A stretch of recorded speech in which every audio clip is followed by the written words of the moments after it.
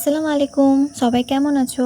আজ আমি বানাবো তেঁতুলের টক মিষ্টি চাটনি, যেটা দই বড়া আর পাপড়ি চাটের সঙ্গে খেতে খুব ভালো লাগে। তো চলো দেখে নাও কিভাবে বানাবো।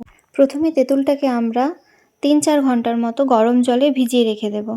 3-4 ঘন্টা পর তেঁতুলটাকে আমরা ভালো করে হাত দিয়ে এইভাবে চটকে নেব। চটকে চটকে ওর মধ্যে যে তেঁতুলের বীজাগুলো থাকে ওগুলো বাদ দিয়ে দেব।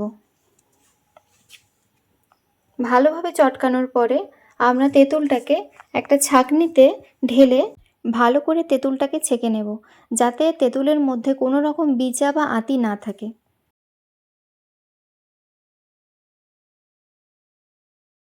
ভালোভাবে ছাঁকা হয়ে গেলে গ্যাসের মধ্যে একটি কড়া বসিয়ে ছেঁকে রাখা তেঁতুলটা ওর মধ্যে দিয়ে দেব।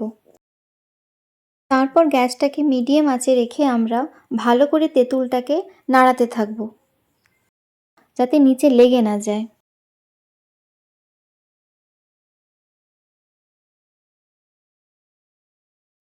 ভালোভাবে নাড়ানোর পর ওর মধ্যে আমরা দিয়ে দেব একে একে নুন আর দেব চিনি, কারণ তেঁতুল যেহেতু টক তাই একটু বেশিই চিনি লাগবে এখানে।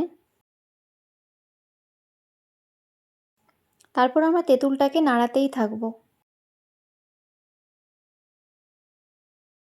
যতক্ষণ না পর্যন্ত তেঁতুলটা একটু গাঢ়া ভাব আসছে, ততক্ষণ আমরা নাড়াতে থাকবো।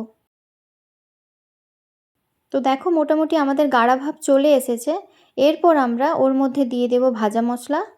তো চলো, আমাদের তেঁতুলের চাটনি একদম রেডি। তো বন্ধুরা, আমার ভিডিওটা যদি ভালো লেগে থাকে তাহলে অবশ্যই চ্যানেলটাকে সাবস্ক্রাইব করবে, কমেন্ট করবে আর লাইক করবে।